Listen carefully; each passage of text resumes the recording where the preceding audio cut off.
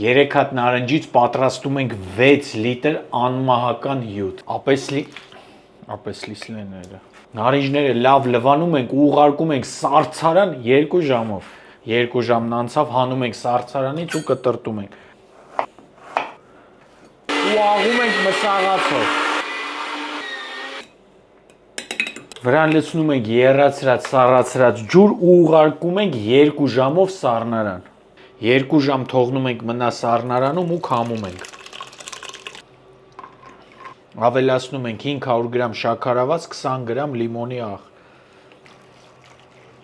Հավասարաչափ բաժանում ենք տարաների մեջ, վրան ավելացնում ենք եռացրած սառը ջուր։ Դե ինչ փորձենք, տենակ ինչ ենք պատրաստել։